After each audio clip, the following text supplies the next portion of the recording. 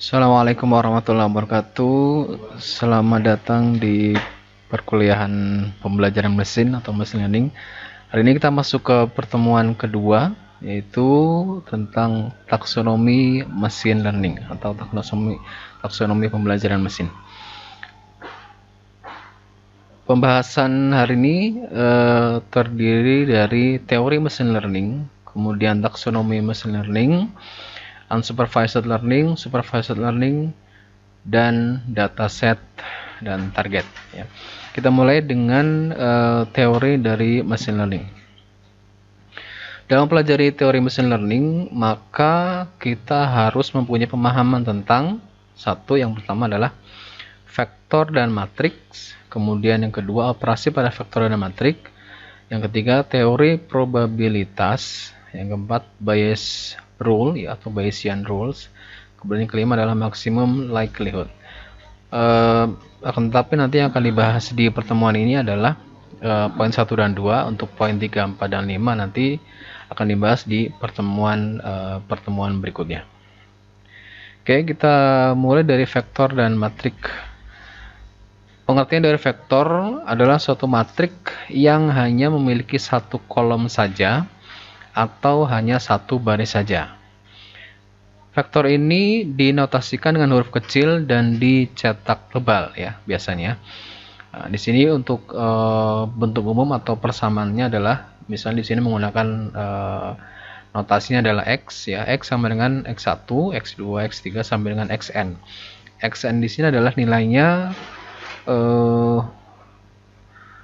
banyaknya jumlah nilai ya, atau himpunannya.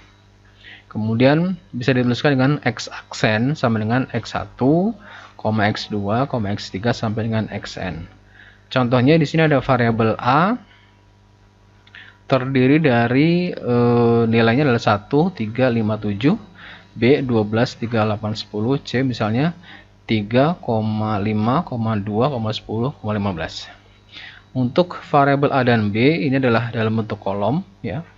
Sedangkan untuk c adalah dalam bentuk baris. Jadi ini disebut sebagai vektor ya, karena hanya terdiri dari satu baris ataupun satu kolom saja. Nah, untuk matriks ya, itu suatu susunan angka-angka dalam bentuk butir sangkar atau persegi panjang yang diapit oleh tanda kurung. Semua bilangan yang ada dalam matrik adalah bilangan real. Ya, matrik dinotasikan dengan huruf kapital dan dicetak tebal. Ya. Nah, beberapa istilah yang berkaitan dengan matrik. Yang pertama kita mengenal adanya istilah ordo ya. Ordo itu adalah banyaknya baris dan kolom pada suatu matrik. Jadi kalau misalnya di sini contohkan ada variabel b terdiri dari 3 baris ya. 3 baris ini baris pertama, baris kedua, baris ketiga. Kemudian 4 kolom. Kolom 1, kolom 2, 3, dan 4. Sehingga B ini disebut sebagai matrik berordo 3 kali 4. Jadi kita sebutkan barisnya dulu baru kolomnya dulu ya. Untuk C di sana ada 3 kolom dan juga 3 baris ya. Ya, 3 baris ya ini dan juga 3 kolom. Jadi untuk variabel C merupakan matriks berordo 3 kali 3. Begitu seterusnya. Nah, untuk jenis matrik kita bisa mengetahui ada matrik identitas, yaitu sebuah matrik yang nilai diagonalnya bernilai 1 ya, itu adalah matrik identitas. Kemudian ada matrik baris dan kolom. Nah, ini yang tadi disebut sebagai vektor ya, jadi hanya satu kolom saja atau satu baris saja. Kemudian untuk matrik persegi, nah ini disebut sebagai juga matrik persegi ya, ordo tadi disebut sebagai matrik persegi. Ada matrik segitiga, ada matrik diagonal, kemudian ada matrik skalar ya. Itu sebuah elemen atau nilai pada diagonal utama berisi atau bernilai sama ya. Jadi nilainya sama. Oke, kemudian untuk operasi pada matrik ada operasi inverse ya. Ada inverse, kemudian perkalian matrik, transpose matrik, dan juga perkalian skalar ya. Jadi itu operasi-operasi yang ada pada matriks ya. Nah, untuk yang pada vektor, operasinya ada penjumlahan dan pengurangan vektor, kemudian perkalian vektor ya dengan skalar, perkalian skalar 2 vektor. Ini adalah beberapa operasi yang diberlakukan pada vektor. Untuk matrik tadi ya, ada inverse, perkalian, transpose, kemudian ada perkalian skalar. Oke, berikutnya kita masuk ke taksonomi pembelajaran mesin atau taksonomi mesin learning. Untuk istilah taksonomi ini berasal dari bahasa Yunani, yaitu tasein yang berarti mengelompokkan dan nomos yang berarti aturan.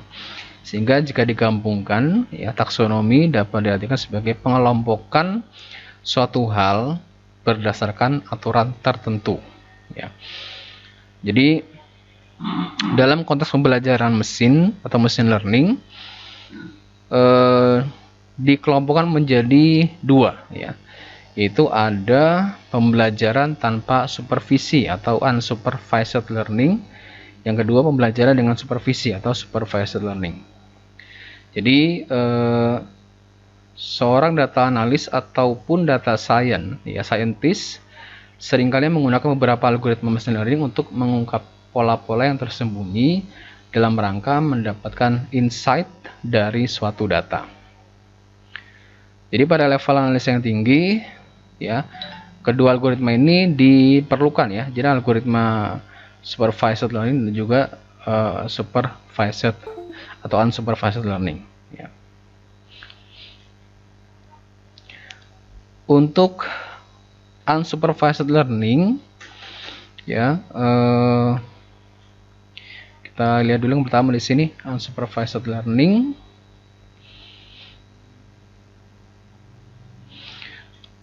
Di sini kalau dilihat dari gambar terdapat kumpulan data atau raw data, kemudian di sini ada keterangan bahwa diinterpretasikan, ya, akan dibaca data tersebut, kumpulan data tersebut, ya, tapi data unsupervised learning ini merupakan data yang bersifat random, ya, masih belum ada pengelompokan, ya, jadi masih semua data dimasukkan. Jadi di sini keterangannya unknown output dan juga no training dataset. Jadi sebuah data yang belum diketahui keluarannya atau outputnya, dan juga tidak adanya data latih, ya. Nah, makanya di sini nanti ada interpretasi atau nanti akan dibaca kira-kira data yang dimasukkan itu apa, ya. Setelah itu dimasukkan ke dalam algoritma, nanti ada algoritma untuk unsupervised learning, ya. Setelah itu diproses, ya, di dalam mesin learning atau pembelajaran mesin. Nah, nanti didapatkan outputnya adalah dalam bentuk clustering, ya, kalau unsupervised learning.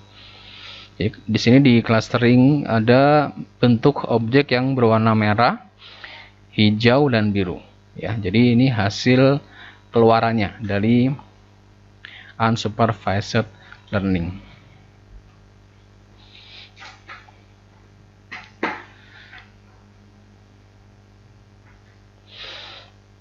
Nah, sedangkan untuk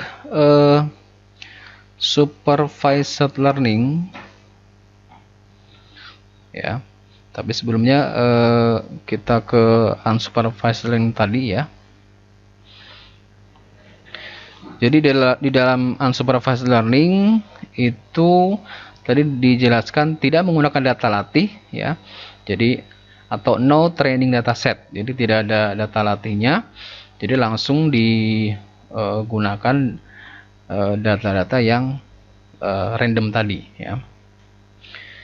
Jadi untuk unsupervised learning ini tidak menggunakan data latih atau data training untuk melakukan prediksi maupun klasifikasi. Berdasarkan model matematisnya, algoritma ini tidak memiliki target variabel. Ya, yaitu tujuannya adalah untuk mengelompokkan objek yang hampir sama dalam suatu area tertentu, ya. Nah, beberapa contoh algoritma yang digunakan di dalam unsupervised learning diantaranya ada algoritma K-means, hierarchical clustering, ya, kemudian DB-scan, fuzzy C-means, kemudian self-organizing map. Ya, ini beberapa contoh algoritma yang digunakan di dalam unsupervised learning. Oke, kemudian kita next menuju ke supervised learning, ya.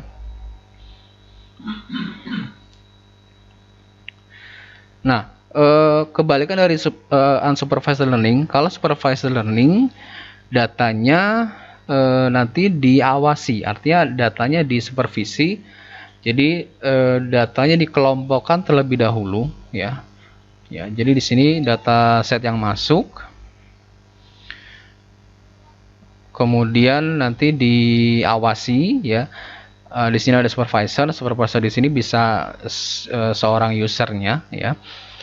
Kemudian jadi data training atau data latihnya itu dimasukkan, kemudian diawasi oleh user tadi. Kemudian nanti di sini dari data latih yang dimasukkan akan diharapkan keluarannya diinginkan, ya, berdasarkan algoritma yang digunakan. Jadi output yang diinginkan oleh si pengawas tadi atau supervisor tadi adalah dia sudah punya output, ya, yang diinginkan, tapi dengan bantuan algoritma yang digunakan. Kemudian dimasukkan ke dalam machine learning, ya. Nanti hasilnya akan sesuai dengan apa yang diharapkan oleh si user tadi, ya. Jadi di sini misalnya ada objek yang berwarna merah, hijau, dan biru, ya. Jadi untuk supervised learning ini mempunyai input dan output yang dapat dibuat menjadi suatu model hubungan matematis sehingga mampu melakukan prediksi dan klasifikasi berdasarkan data yang telah ada sebelumnya. Ya, mungkin lebih jelasnya kita lihat contohnya. Ya, di sini ada beberapa contoh penggunaan supervised learning dan juga unsupervised learning. Nah, ini sebelah kanan yang berwarna biru adalah unsupervised learning. Jadi di sini masukkan data-data berupa, misalnya di sini ada bebek, ya, ada burung, kemudian ada kelinci, terus ada apa ini, ikan, ya, kemudian ada bebek yang kedua, ya. Nah, setelah itu dimasukkan ke dalam machine learning, ya, maka dengan menggunakan algoritma unsupervised learning, maka mereka akan dikelompokkan, ya, mana yang merupakan unggas, ya, atau sejenis burung, ya. Yang kedua kelinci, dan satu lagi adalah hewan air misalnya, ya. Jadi ini adalah unsupervised learning. Sedangkan kalau supervised learning, jadi sudah ditentukan, ya, sudah diberi label dari awal bahwa ini adalah bebek, ya, ini bebek yang seperti bentuknya. Yang kedua juga walaupun bentuknya berbeda tapi dikasih nama bebek. Kemudian yang ketiga ini bukan bebek, yang keempat juga bukan bebek. Maka pada saat supervised learning, ya, di sini akan misalnya dimasukkan salah satu dari data yang ada, ya, dimasukkan yang ini, ya, misalnya bentuk objeknya, maka prediktif modelnya akan menjawab bahwa itu adalah bebek, karena di sini hanya ada dua pilihannya, duck dan juga not duck ya, bebek ataupun bukan bebek ya. Jadi ada hanya dua pilihannya ya. Jadi itu bedanya ya. Kalau supervised learning itu sudah diberikan labelnya terlebih dahulu ya. Sedangkan kalau unsupervised itu tidak ada pelabelan dari awal sehingga nanti dikelompokkan ya. Contoh yang lain seperti ini. Ini ada contoh misalnya untuk supervised learning ada buah apel ya. Kemudian yang berikutnya adalah datanya dikatakan bukan apel ya, maka jika dimasukkan walaupun warnanya berbeda misalnya, maka akan dijawab bahwa itu adalah buah apel ya. Berbeda dengan kalau unsupervised learning. Di sini dimasukkan ada apel, pisang ya. Kemudian apelnya berwarna beda ya, kemudian dimasukkan ke dalam modelnya, maka akan dikelompokkan sesuai dengan warnanya. Apel berwarna merah, apel berwarna merah muda, dan juga ada pisang ya. Jadi unsupervised learning itu perbedaannya. Ini juga sama, contoh supervised, unsupervised, dan semi supervised ya. Oke, kemudian ini beberapa contoh algoritma yang digunakan pada unsupervised learning dan juga supervised learning. Untuk unsupervised learning terdiri dari clustering dan dimensionality reduction ya. Ada SVD, PCA, K-means ya. Untuk yang association analysis ada a priori, kemudian ada FP growth ya. Yang ketiga ada hidden Markov model, yaitu untuk kategorikal ya. Untuk yang continuousnya ya tadi ya, clustering dan dimensionality reduction. Nah, untuk supervised learning untuk continuousnya ada regression ya, ada linear regression, ada polynomial regression ya. Kemudian yang kedua ada decision trees, ada random forest. Sedangkan untuk categorical ada classification ya, ada KNN, trees, logistic regression, ada naive bias, kemudian ada support vector machine ya, atau SVM. Ini beberapa contoh algoritma yang bisa digunakan di dalam penerapan unsupervised dan supervised learning. Oke, kemudian data training dan data testing ya. Jadi memang kalau sudah berbicara dengan unsupervised learning dan juga data supervised learning, pasti akan ada kaitannya dengan data training dan data testing. Nah, pada penelitian machine learning atau pembelajaran mesin, ada satu ketentuan yang wajib dipenuhi, yaitu data training ya harus lebih besar persentasenya daripada data testing ya. Kayak misalnya antara data trainingnya 70% ya, data testing 30%, atau data training 80%, data testingnya 20%. Karena ini untuk supaya pada saat nanti program atau mesinnya itu nanti diberikan data-data yang banyak ya, semakin banyak dia latihan, maka mesin akan bisa menampilkan hasil yang paling optimal.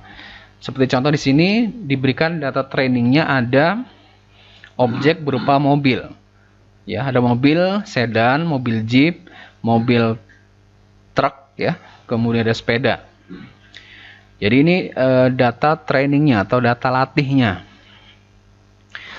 ada 5 objek, sedangkan pada saat dimasukkan datanya dimasukkan berupa objek mobil ya, objek mobil. Nanti pada saat menggunakan machine learning, maka hasilnya adalah dijawab adalah itu adalah berupa objek mobil ya. Jadi itu kenapa data training harus lebih besar dibandingkan dengan data testing ya. Oke, itu saja untuk materi di pertemuan kedua.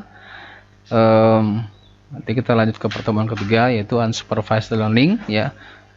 berkaitan dengan clustering ya. Terima kasih atas perhatiannya.